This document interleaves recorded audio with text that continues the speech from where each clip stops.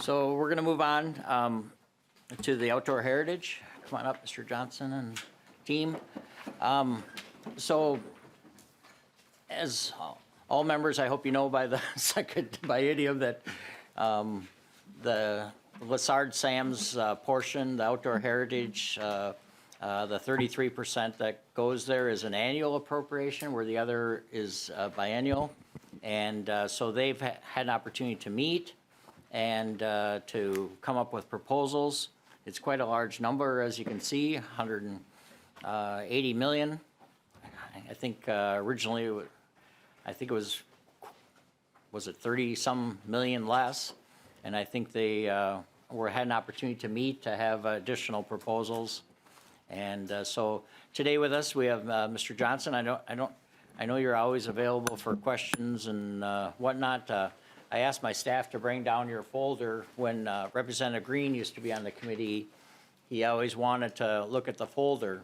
So if anybody wants to look at the binder and study it, we have, I don't know where it is. It's somewhere in here. So there it is. It's if you want a little bit of light reading during the afternoon session. Maybe you're a fast reader. But there's quite a few proposals. So we invited Mr. Johnson. He's going to come back when the actual bill comes forward. I think I have the bill here for signing if you're interested. But right now we kind of want him to go through some of what's in the bill and the proposals that are in there, and and maybe tell some of the stories that that are going on in this space. So I thought it would be good to hit the ground running right away into session. And Mr. Johnson, welcome to the committee. And I know you're available. I don't know where you are now. You were literally around the corner in the basement there, but where's your office now? You might want to tell us, and how for members or to be able to reach you during your presentation. Mr. Johnson. Good morning, Mr. Chair, Lead Backer, and members. Nice to see you all again. Mr. Chair, we are now located in Centennial on first floor, opposite end as the legislative, as the OLA. So you can find us quite easily, although you might have to still go. No, I think your cards will work on the door. They'll let you in. So otherwise, the security will let you in if you want. Mr. Chair, my name is Mark Johnson. For the record, I'm the Executive Director of the Lessard-Sams Outdoor Heritage Council. Today with me, we have my Assistant Director, Joe Pavelko. Also, we have David Stein, who's a coordinator for CPL. And Tim Terrell is here. He's the Executive Director of the the Mississippi Headwaters Board. And David Ruff is a Conservation Program Manager with the Conservation Fund.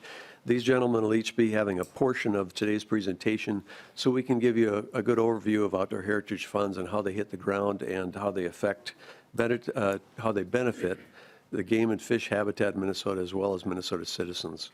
I'm going to be brief so that our star-studded lineup can take over. But I'll start by calling your attention to two handouts in your packet. The first is this handout that has the photos and bios of the council members for the Lessard-Sams Outdoor Heritage Council. Unfortunately, you don't get a chance to meet all of them, and you still don't, but at least you get a chance to see who they are and find out a little about them. As a recap, the council is made up of 12 members. 4 are legislators, 2 from each of the 2 bodies. And there are 8 citizens, and the citizen members are appointed 4 by the governor, 2 by the House, and 2 by the Senate. The citizen members have terms of 4 years, and the legislators, of course, serve at the pleasure of their respective body. In your packet, there's also a second handout, which is this one. It's the call for funding requests. This happens to be the one that was released last spring, in April. And each year, the call for funding request goes out April 1. It's closed about 60 days later, the end of May, and it's a pretty straightforward process. What happens is then the council in the end of June gets a packet like this binder up here, 4-inch thick binder, of all of the different proposals that come in and all of the detail with each of the proposals. What they plan on doing, how they plan on doing it, how it affects our natural resources, how it affects endangered species, what the budget is, how the budget breaks down, all kinds of things. And so the council members get that, and they pretty much have the first couple weeks of July, or at least, to take a look at those proposals in depth, each one of them, and they do. They go through them, walk through them each, and they score them based on a set list of 12 criteria that is on page 5 within this call for funding requests. I say that they score them, and that's to kind of give everybody a real feel for what each of the proposals are, how they stack up not only to the criteria, but also to statutory and constitutional requirements that are of the funds. The council then gets together and goes through these scorings of all of the members, each member's individual scorings as well as the cumulative of the group, so they can get an idea of listening to each other talk about, what did you think? Why did you think that? And then they get a chance to also converse about what are the good, the bad, and the indifferent. It's a chance for them to really dig into the proposals. And then the next step they do is in August, end of August or the beginning of September, council has 2 to 3 days of hearings where each of the proposers gets to come in and talk about why they think their program is the best. Why should they be funded? So it's their sales pitch, so to speak. It gives the council a really different view of each of the proposals, because when you hear it in person, it's definitely different than reading it on paper. Sometimes it is to the benefit of the proposer, other times it's to their detriment, where the council may say, this isn't really what it sounds like on paper. But it's kind of that vetting process that is a wonderful mix of a whole bunch of things that add toward the recommendations that the council ends up with. After that meeting in August, after those hearings, then the council members get a chance. I don't want to miss the last day, especially of the hearings. The council takes time at the end of the day to really discuss what they've heard. Is there something that's alarming to them? Is there something that they felt was really missed?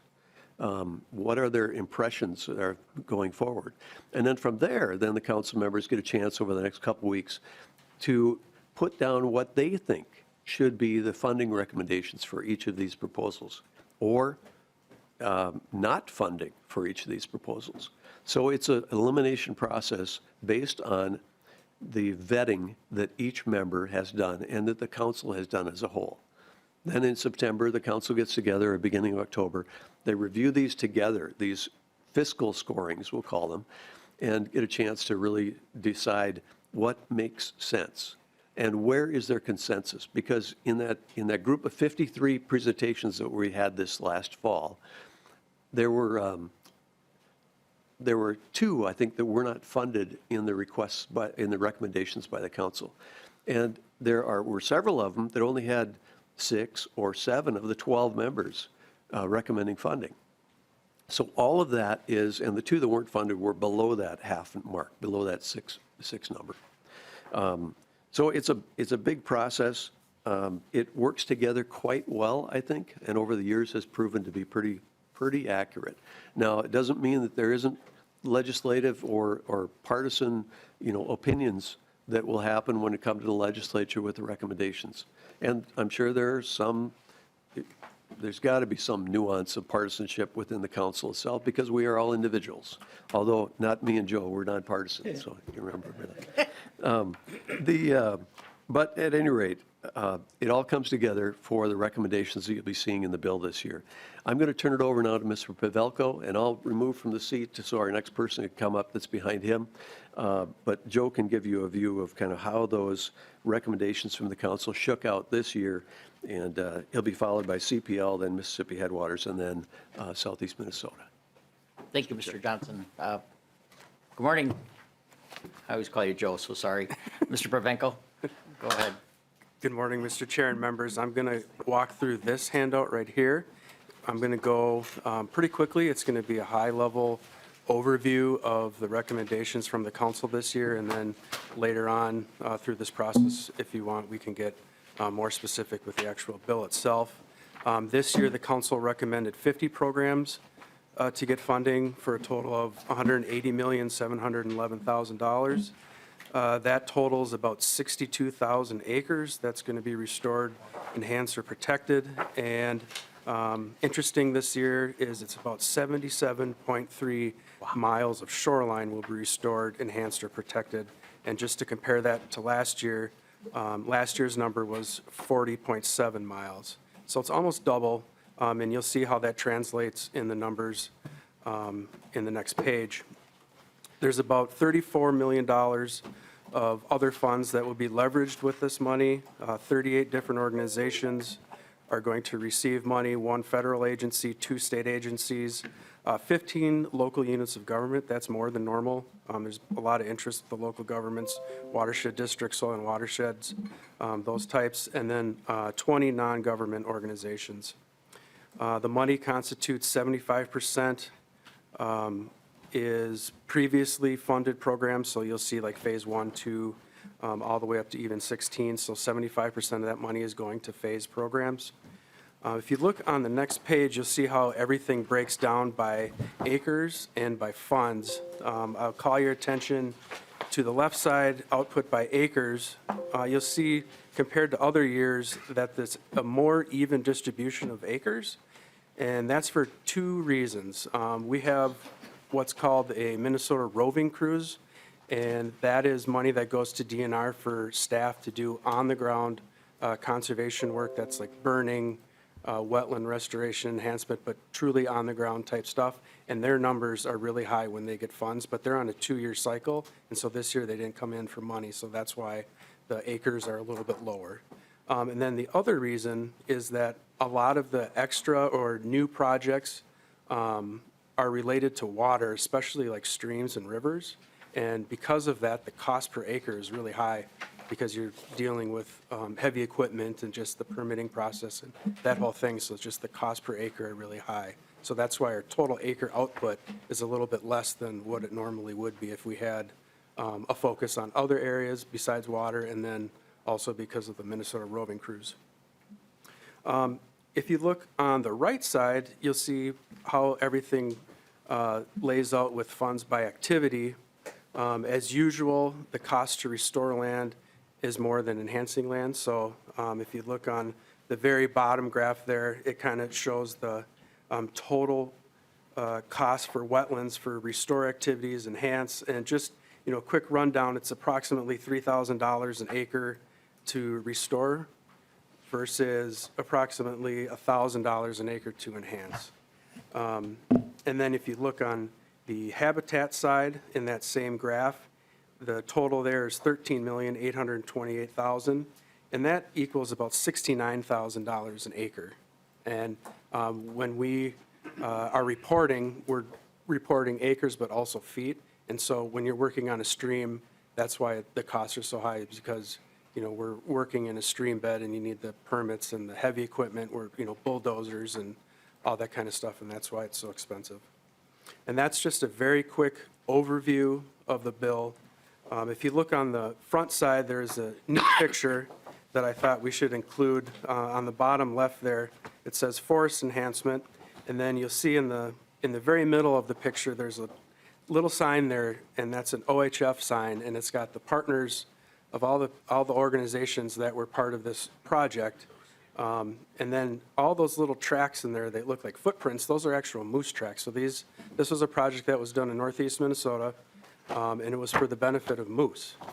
And as you can see, if you build it, they will come. And also, interesting enough, moose also know how to read. So they saw the sign and thought, hey, let's go in there and have a snack. So, you know, the next 3 presenters are all builders of the habitat, and I'm hoping that, you know, in the backs of their minds that maybe Kevin Costner's, you know, saying if you build it, they will come. And hopefully it's the Kevin Costner from Field of Dreams and not the Kevin Costner from Yellowstone. So the next 3 presenters will be the builders, and they're the ones that actually do the on-the-ground work. So with that, I'll turn it over to David. Mr.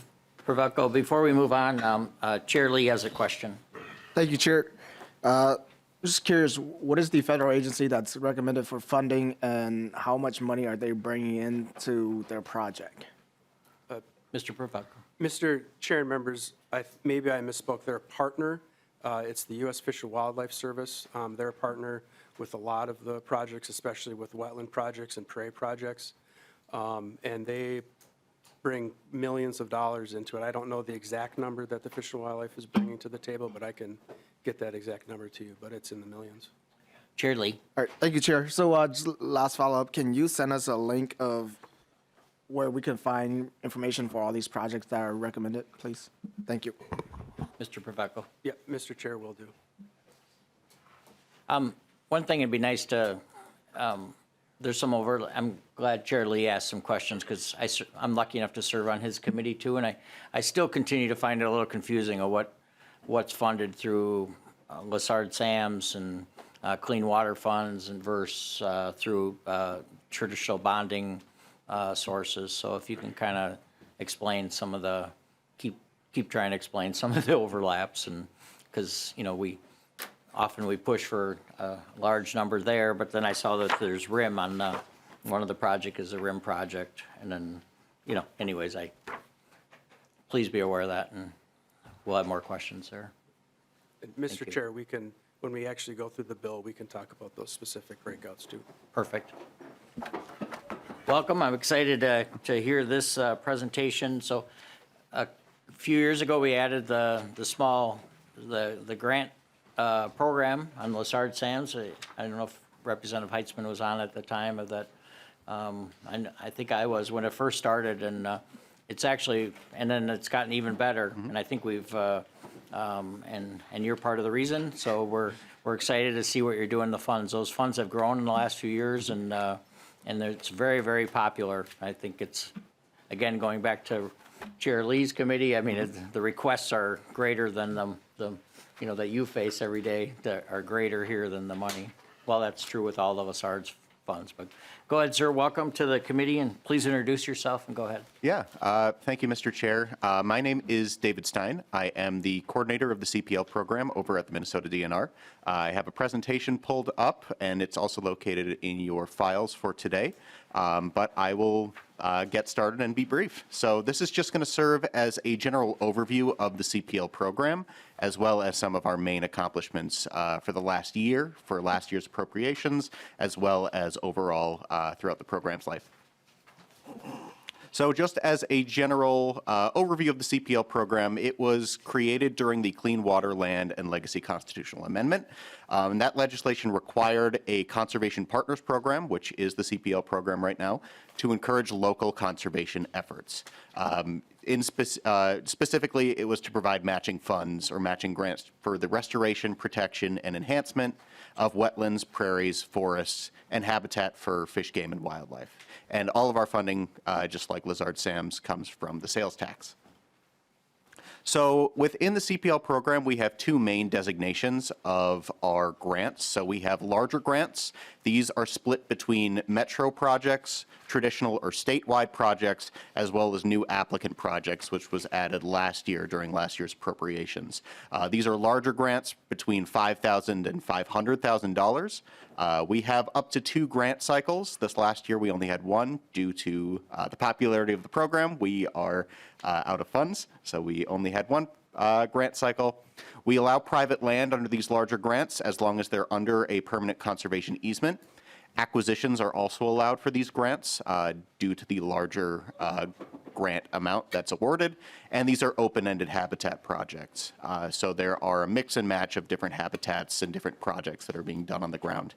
Our smaller grants are known as Expedited Conservation Projects, or ECP. These are smaller again. They're between $5,000 and $50,000. We have up to 5 grant cycles annually, so they're on mostly a rolling basis. We only do these grants on public land, so land owned by a unit of government or a school. No acquisitions are allowed just based on the low amount of money that we award here. And it's limited to a list of specific activities that we list on our website. It just helps the grant become more expedited. We can take a look at the methods for each project that's going on the ground and quickly approve or tell them to go back to the drawing board for that. So just a little bit more about our traditional and metro cycles. So traditional is statewide projects. They can occur all across the state. Metro projects can only occur in the 7-county metro area.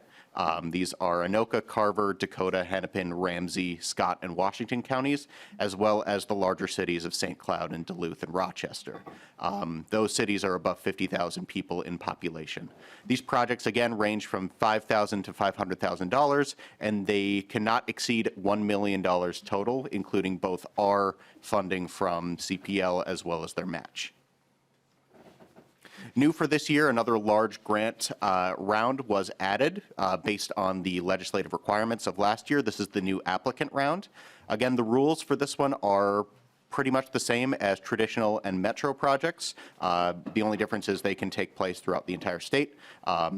And the applicants can only be new applicants to the CPL program. They cannot have received funding from us or LSOHC previously. The grant requests for this one, again, are $5,000 to $500,000. The total project with match cannot exceed $1 million, and they are open to restoration, enhancement, and acquisition projects. And finally, our expedited projects, a little more detail about that. These are restoration and enhancement projects only. They range from $5,000 to $50,000. This is a very quick evaluation and award period, so we only take about 2 months to award these out to our recipients, and only certain projects are covered, so we can limit the amount of projects that come in, and we can keep awarding them on a very quick notice. For our match requirements, again, just an overview of what match is. They are cash, goods, and services provided by the grantee to the project, so they have some buy-in to the project, so everyone's contributing to the overall success of our projects. We require 10% of the grant award to be included by our grantees. Cash match can be payments towards habitat work. They can be payments by the grantee to contractors. They can be payments to vendors for native seed or equipment rental. An in-kind match can include volunteers, equipment use and rental, and then value assigned to goods. Primarily, that's usually seed mixes provided by some of the partners that they harvest by hand. Eligibility requirements for CPL, only nonprofit organizations and government agencies may apply for the CPL program. Projects need to be on permanently protected land, so that's either public land or private land covered by a permanent conservation easement.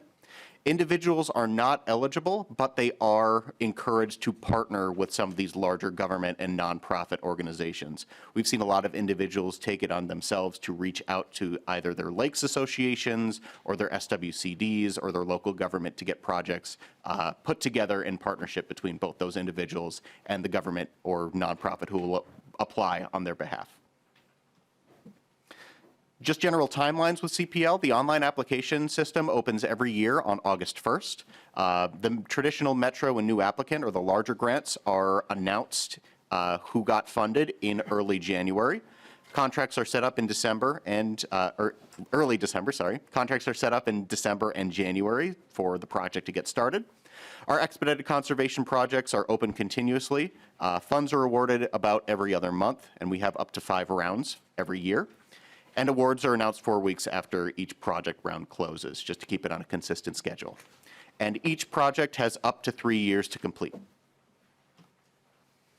Again, going off of timelines, our traditional metro and new applicant grants, we have a 6-month process on how these are scored and evaluated.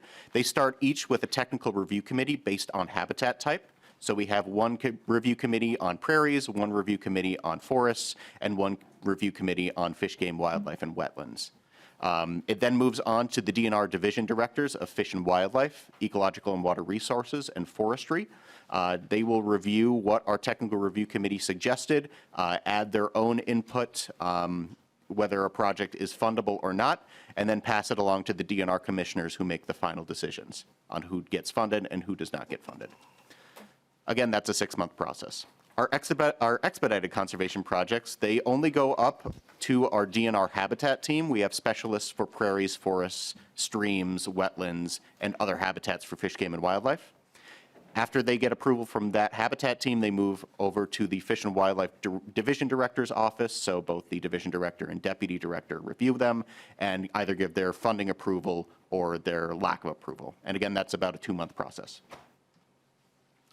Evaluation criteria is the same across all of our grants that we give out. They are judged under 6 different evaluation criteria. Overall project value, what the habitat quality and quantity will be. Applicant performance, if there's local support for each of these projects, if collaboration is present, and for non-new applicants, if previous grantee performance has been acceptable in the CPL program. Project benefits, if there are habitat benefits, and what habitat benefits are present, again, quantity and quality. Public benefits, if there's public access, if people have access to hunting, fishing, hiking, and other recreation opportunities on the landscape, that's brought into the evaluation criteria.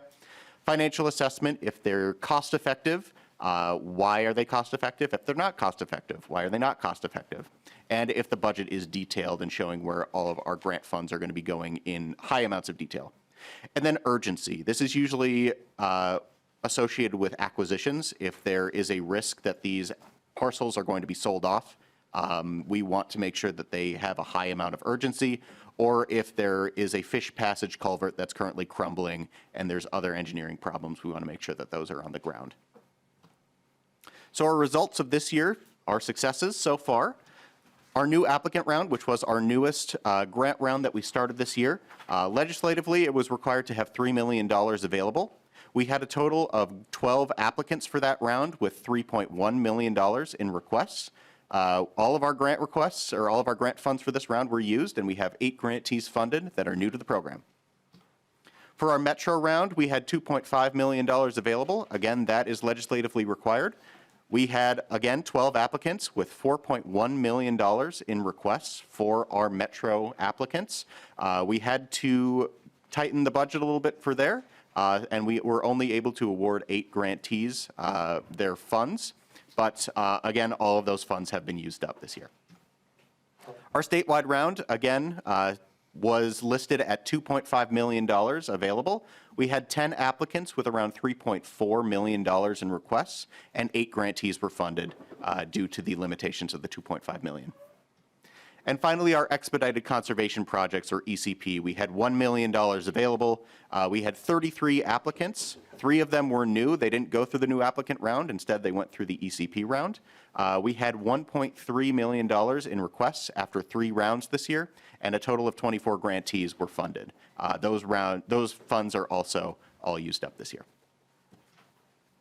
So looking ahead at fiscal year 25, because we had such high demand this year, we are boosting our request from the Lessard-Sams Outdoor Heritage Council.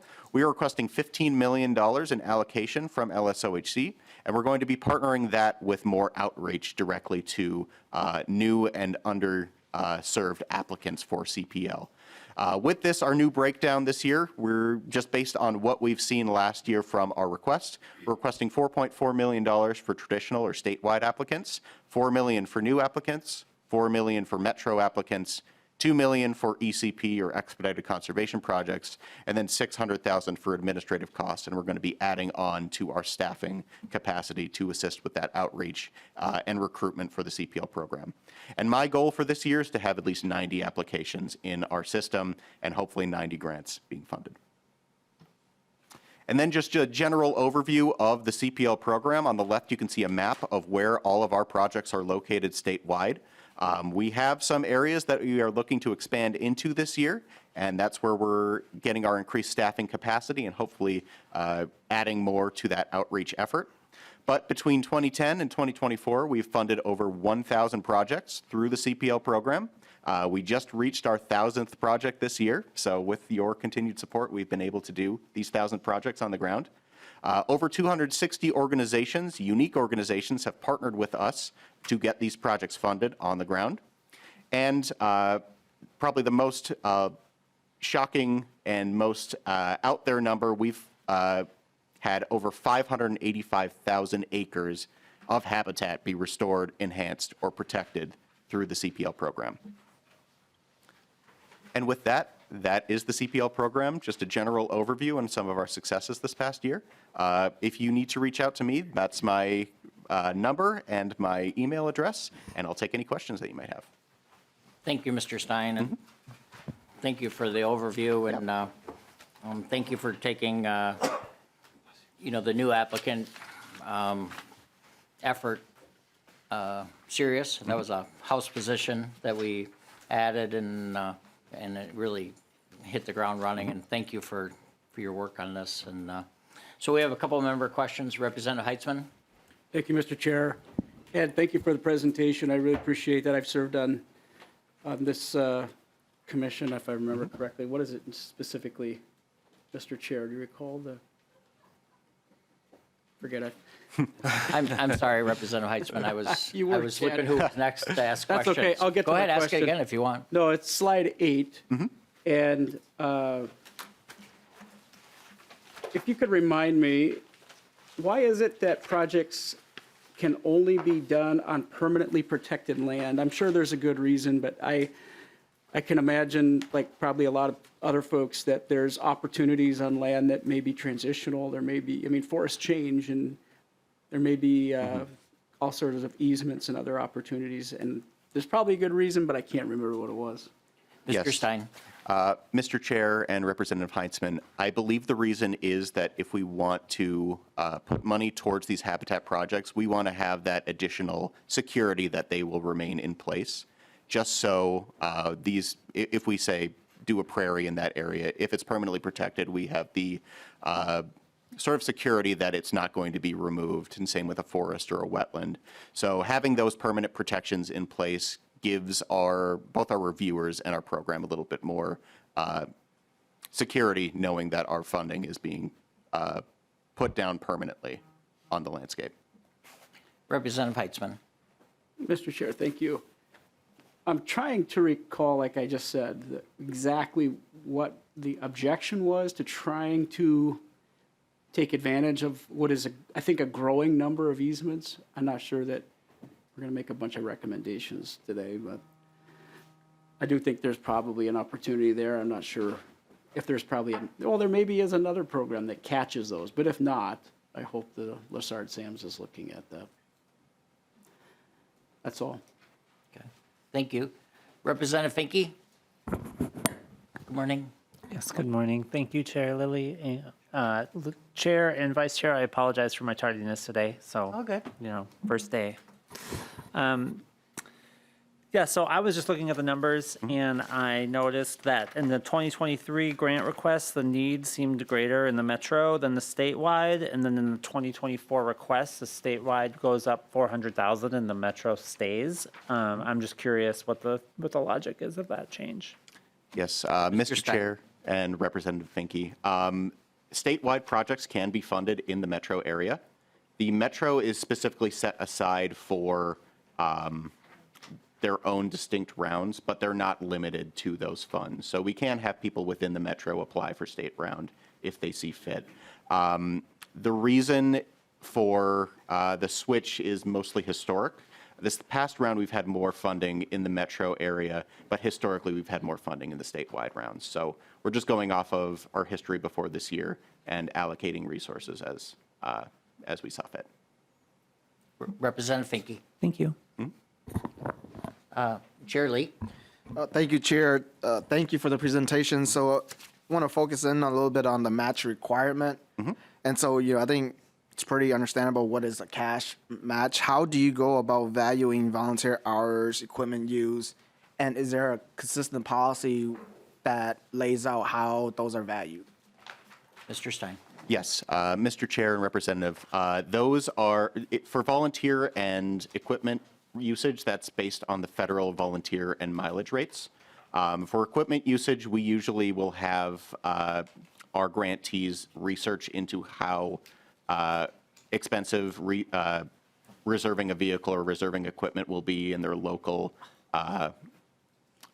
area where they can reserve this equipment, and we use that as a basis of getting our match values. Chair Lee? Thank you, Chair. Last follow-up then, just more of the 1,000 projects that you have funded through the CPL, can you tell us how many have used other non-state sources as a match, for example, capital investment as a match for this program or not? Mr. Stein? Mr. Chair and Representative, we do not allow state match for our program. All match has to come either locally, federally, or through donations from, if it's a nonprofit, they have to have donations from their members who buy in. So we do not allow state match to be used in the CPL program. Thank you. Representative Shaw? Yes. Can I request for a report on the slide number 12, the CPL 2024 results? I guess there were 19 programs that were not funded, and then there were 77 that were funded. Just like to get more information on what kind of projects these are. And Mr. Stein? Yes, Chair Lilly and Representative, the projects that were not funded for a variety of reasons. Several of them actually dropped out. They had found either funding for their project through different sources, or they had decided that they did not have time to do some of these projects. Other projects were not funded for a variety of reasons, but I can get you that report when we move forward. But just something to follow up with that. If a project is not funded, we will always send out a follow-up email on how to improve an application. We see these projects as temporarily not funded, not dead in the water. So we will send out an email explaining what to fix on an application. These are what our feedback was from our reviewers, and moving forward, this is how you can change your application to be funded. Representative Shaw? I appreciate that. I just want to see an overview instead of just numbers. I want to see what type of projects these are. Yep. Thank you. Representative Scraba?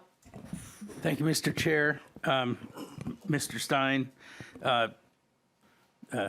Chair Lee, in my other life, I was a trail administrator for the DNR for the Snowmobile Trail, and our volunteer time was valued at a dollar amount, and like a chainsaw was worth something, a pickup truck, and so on, and it really was a way to keep track of those matching dollars, you know. So and I'm sure you, if it's a DNR, you still use very similar things for that. But the question that I have is, of the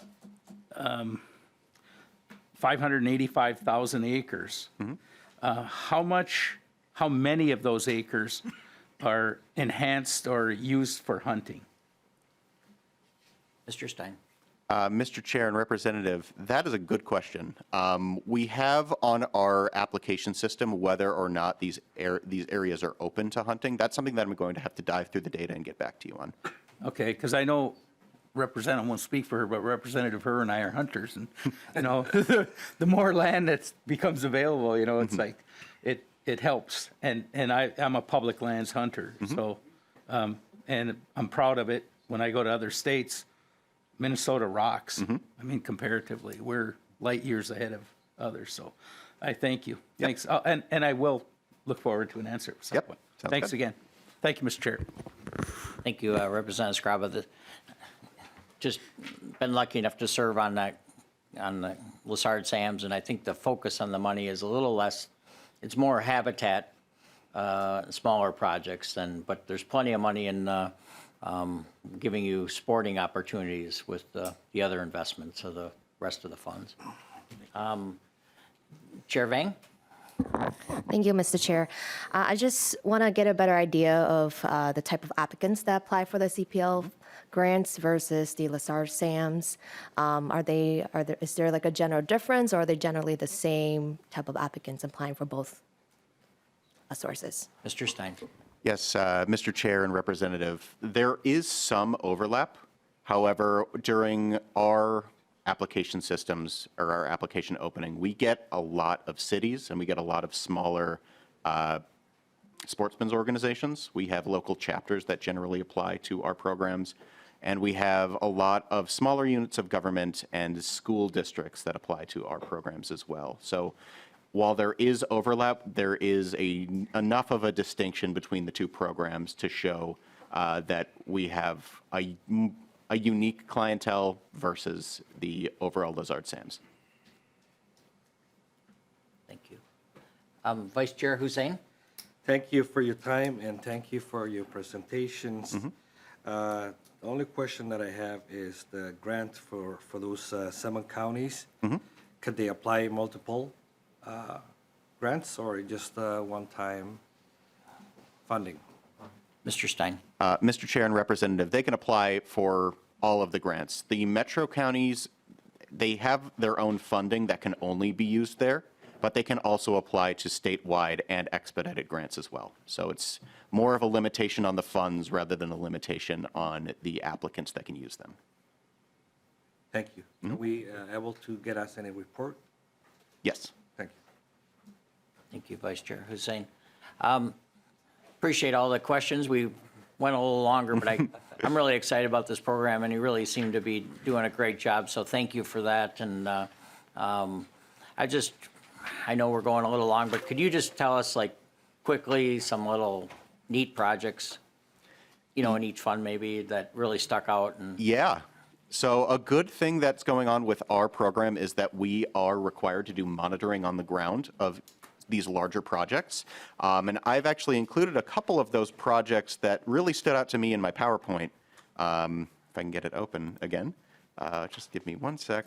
But some of the really cool ones that I've saw these last couple of years, there was one that was up against Frontenac State Park. It directly overlooked Rattlesnake Bluff. It was done by the Minnesota Land Trust. It was more or less a time capsule to go back to the 1800s on what the land used to be. You can see the bluff with its forests overlooking this vast, I think 100+ acre prairie, just completely in bloom.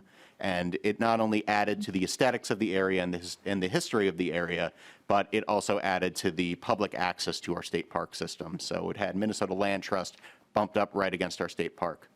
Another really good one was done by the Leech Lake Band of Ojibwe.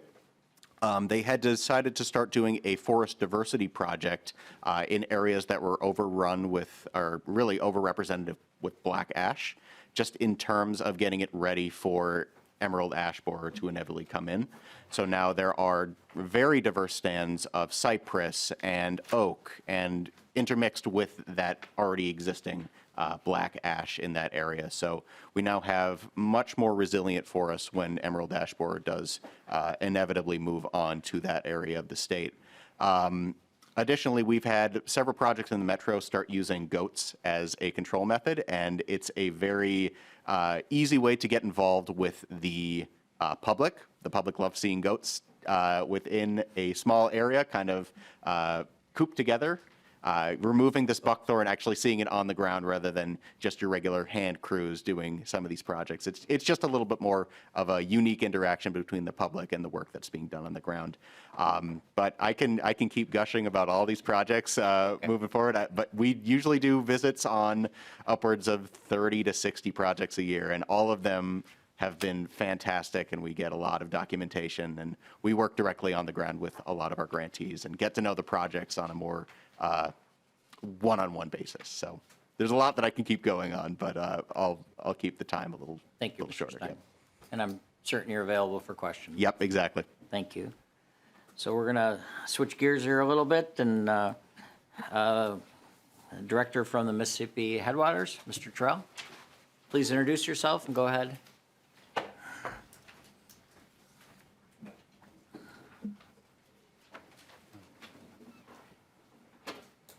My name is Tim Terrell, and I'm the Executive Director of the Mississippi Headwaters Board. It's like you're buying some shoes or something.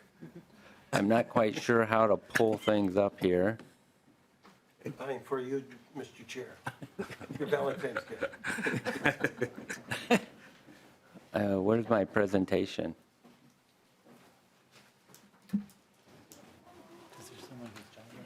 Bring it up. Or does she know already? Otherwise, I brought it on. I have a flash. Perfect.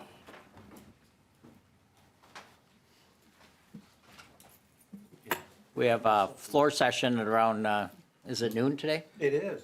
So I just want to try to be able to be out of here maybe about 1:45 or so. Just come, maybe a few seconds afterwards. Give people an opportunity. We have a little bit of interesting way to get over there nowadays. Yeah, how do I get that off? No more time.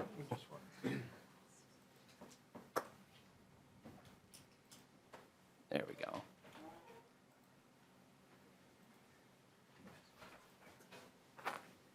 As I said before, my name's Tim Terrell. I'm the Executive Director of the Mississippi Headwaters Board.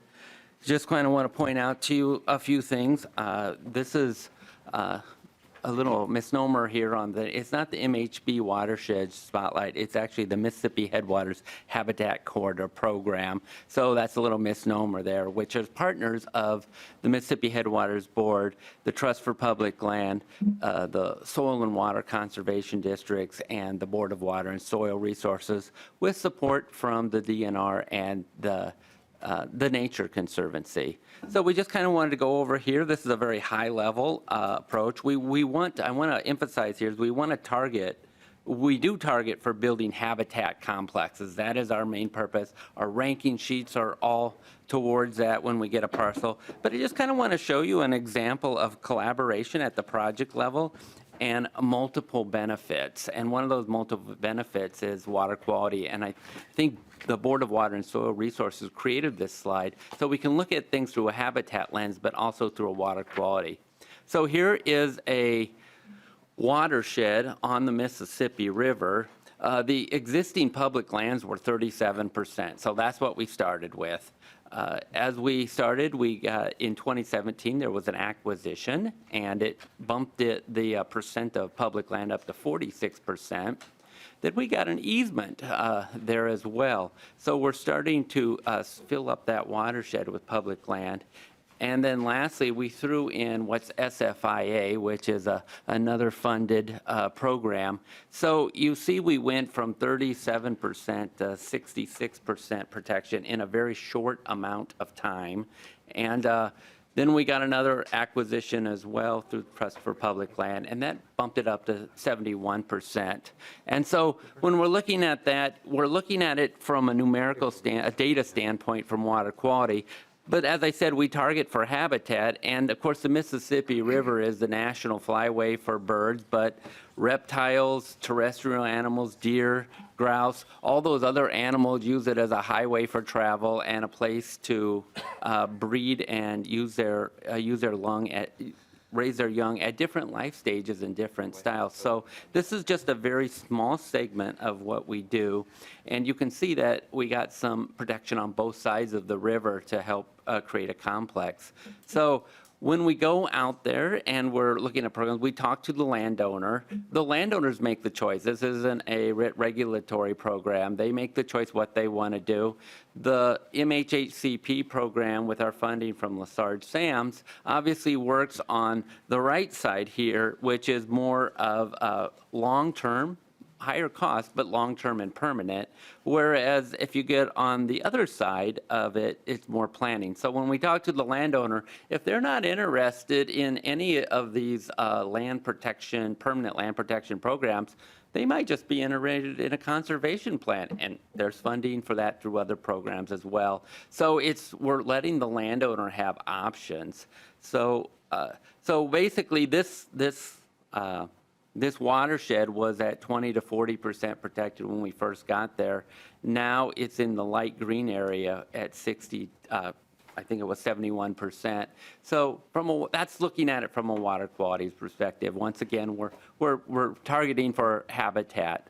So final points here is we're creating habitat and water quality complexes at the project and the watershed level, because we're able to do it, not just show here's a parcel and here's what was done, but we can show it at a watershed level as well. We have a diverse technical committee that reviews these parcels. A little bit of alphabet soup here, but Mississippi Headwaters Board, Trust for Public Land, Board of Water and Soil Resources, the Soil and Water Conservation Districts, the Nature Conservancy, the DNR, the Pheasants Forever, the Leech Lake Band of Ojibwe, and some of the counties involved as well. So we protect and just a little stat here, we protect the drinking water of the Twin Cities. I got this stat off the Minneapolis water. The Minneapolis draws 21 billion gallons from the Mississippi River every year. That's just Minneapolis. That's not including St. Cloud and some of those. But so why are we here? You guys are dealing with funding. We're just trying to make a connection here. So I got this stat off the internet, so it must be true. But it says that I don't know what $1 million is, but if I convert it to seconds, I know what a second is. So $1 million is 1 million seconds is equal to 12 days. So that's what a million. Well, what's a billion? A billion seconds is 31.7 years, not days, years. So that kind of shows you perspective on things. And then a trillion, well, I mean, we're back in dinosaur era back then, but you know, it just kind of gives us a perspective. So another way of looking at this, we know it's cheaper to create habitat and also get water quality at the source rather than to treat it once it gets there and if it's polluted. So it's just kind of, we're doing a double service with multiple benefits. We're creating large habitat complexes, but we're also helping the state in some drinking water and other issues as well. And, you know, another way to put this is if you give us 12 days, we'll give you 31 years. So that's my presentation. Do you have any questions? Thank you for your presentation. Just really, you know, shows how we're all tied into the water, and it's so important for the, you know, our major, you know, Hennepin County, Minneapolis area, and the suburbs, and St. Cloud, like you're saying, just protecting those waters. So it's a great side benefit. Representative Cha. Yes, often on the internet, we hear that the Mississippi water is drying up and stuff like that. Can you give us some insight on the health of the Mississippi River in terms of in the state of Minnesota? You know, I can only give you what I've observed. Last year, in 2023, it almost seemed in the spring we were dealing with flooding up where we were at. And then in the summer, August, we couldn't buy enough water as much as there was a very low. So we went from very much extremes, from a lot of water in the spring to very little. And, you know, there were places where I took my kayak on the Mississippi and we bottomed out because it was that. That's a little unheard of. I know that's a bigger issue with barge traffic more south. That really didn't affect us, but it is an issue that, you know, we look at. In reading past back in the 1990s, there was a concern from the legislature about water quantity. But, you know, what does this year bring? I mean, we'll see what nature gives us. We have a mild winter. What will that mean? Will we have a heavy spring rain? I really can't comment with numbers, but, you know, the Mississippi, pretty big watershed, and so it reads a lot of water through the groundwater and through rain. Representative Cha. How important is the winter weather contribution to the watershed in terms of, you know, snowfall? You know, it's Drought. huge. It makes an impact as far as when you get the melt. It will immediately, when it melts, rush into the Mississippi because the ground is still frozen. So it will contribute into the spring. Plus, really, it's in the spring, it's about the spring rains and how much you get there. But you know, it does take time, as we all learned from 7th grade science. It rains, and then it takes time for the water to get purified running through the soil. But eventually, that water, over time, makes it to the Mississippi River. So it's a slow process, but it sustains it throughout the summer as well. Representative Cha. Thank you for your remarks. No further questions. Thank you. Representative Scriba. Thank you, Mr. Chair. The number you gave, the billions of gallons for the year, I just did the quick math, and it's 57,534,246 gallons per day. Wow. So that's a lot of water, you know, and sitting on the Water Commission, some of the issues that are coming up to the metro area, Representative Fisher had brought up about how there's not enough water for growth in some of the areas. It's an impediment, you know, like they can't get any more groundwater, they can't get water. I don't know, again, my solution to that problem is in greater Minnesota, we have a lot of water, and we have a lot of land, we have a lot of good people that want to help bring in new people to work and move some of these jobs from the metro to us. So just a comment to that. We could use that for that. Thank you. Thank you, Mr. Chair. Thank you. Seeing no more questions, sorry, thank you very much, and I know you'll be available for questions, and if you... So welcome, Mr. Ruff, and please introduce yourself and go go ahead when you're ready. Yes, thank you, Mr. Chair. Pull up my slides here, and hopefully we've figured out the system to make it go smoothly.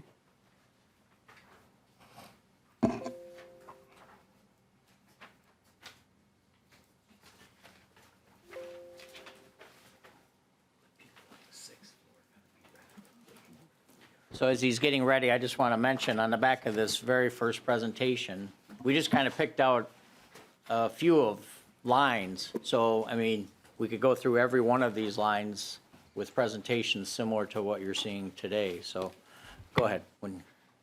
Yeah, thank you, Mr. Chair, and that's exactly right. I'm thrilled to be here just to kind of show a little bit, one example of the whole slate of projects in front of you. My name's David Ruff. I'm a conservation program manager with the Nature Conservancy. I think Mark slipped and might have said I was with the Conservation Fund, which is an easy mistake to make with a whole bunch of organizations with conservation in their name. But so I work for the Nature Conservancy. I work primarily in Southeast Minnesota, and I have the pleasure of working with our partners on this program, the Trust for Public Land and the Minnesota Land Trust, for our Southeast Minnesota Protection and Restoration Program, which is focused on restoring, enhancing, and protecting habitat in Southeast Minnesota.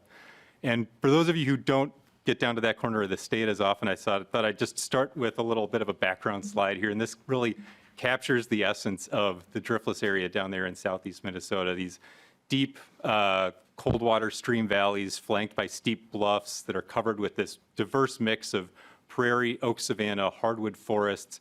It's an incredibly biologically diverse part of the state. It's actually the biodiversity hotspot of Minnesota. We have more species of greatest conservation need than anywhere else. And 51% of the plant species that can be found in Minnesota can be found in Southeast Minnesota. So in my opinion, I think it's a really important place to work on conservation.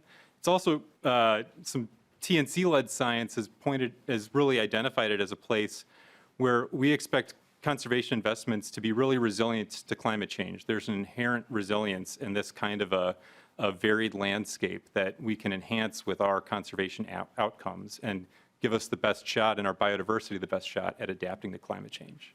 It's also important to work there because it's got some real threats.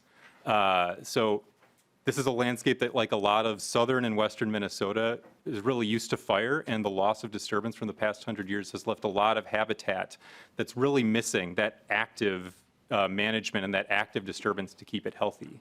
And the challenge in implementing that active management is further compounded by the fact that there's very little public land in Southeast Minnesota. So over 95% of the landscape is in private ownership. And the lesson I take from that is kind of threefold. You know, one, we need to be sure that we're being as effective as possible with the active management that we're able to put on the lands. Two, we need to be increasing the amount of public land on the landscape and growing those really core complexes of protected public conservation land. And then three, we also need to be working with private landowners the way the Minnesota Land Trust does through our program to protect their habitat and conservation ownership, and also work with them on restoration actions that they're interested in. And this is what we've been doing as a partnership with the kind of the benefit of council support for, as the phase 12 in our grant title this year says, you know, over a decade. And one point I'd really like to make is the way that continued and sustained investment adds up over time. And I appreciated Tim's presentation as well because he had a time lapse in there, and it really shows how with continued work over time, you can build up to actually impacting things at a landscape scale. And so this overview map shows, you know, in the kind of purple color where we've done restoration enhancement work in partnership with DNR partners and DNR staff. The orange areas are new public lands acquired by the Nature Conservancy and the Trust for Public Land, and the blue areas are Minnesota Land Trust easements. And you can see how this is really adding up. We're connecting corridors, really targeted around, this is the State Wildlife Action Network in green down here. This all didn't happen in certainly not in 1 year and not in one appropriation. And an example, kind of zooming in on a more specific example of how we can start building out and expanding to maximize the benefit of these public lands, you can see in the South Fork of the Root River watershed, where pre-legacy amendment, we had a couple of kind of disjunct state forest management units, the Wet Bark unit and the Shattuck Creek unit, separated by I want to say about 5 miles between them. With legacy amendment funding, the Trust for Public Land and Nature Conservancy have both been able to make some large acquisitions that are now new wildlife management areas in between them. Additionally, Minnesota Land Trust has worked with several of those neighbors and acquired connected conservation easements. And then on all these lands, we've engaged in restoration projects and enhancement projects with DNR partners to elevate the quality of that habitat and make it so that now, it's not a fully contiguous block of habitat in this corridor, but I kind of like to think of it as pearls on a necklace of a connected corridor of habitat, where you have these landing spots of high quality habitat that are going to let plants and wildlife kind of find new landing points as they shift and adapt to climate change in the future. I know we're short on time, so I'm going to run through the next set of pictures really fast. I wanted to zoom in further on just what one restoration project looks like. This is Bluff Prairie on Choice Wildlife Management Area. When we acquired it back in 2015, this is what it looked like. And it's the state of a lot of bluff prairies in the driftless area, where without prescribed fire or other forms of disturbance, native red cedar trees have been able to really take over and choke out the prairie habitat on that site. So after the acquisition, we were able to go in, we worked with a contractor to clear, this is 50 acres of very steep slope where we cut cedars, piled them up. This is what it looks like on the ground. They come in the next winter, burn off the piles. And so on this bluff, this happened, I think, winter of 2016-17 and winter of 2017-2018. And after that, what we really have to do is adapt to what the site does. In this case, we got lucky and the grass responded really well and bounced back. There are a lot of other sites where there's a significant seed bank of invasive brush species, and we need to work for several years, often with goats, which were mentioned earlier, to control that brush.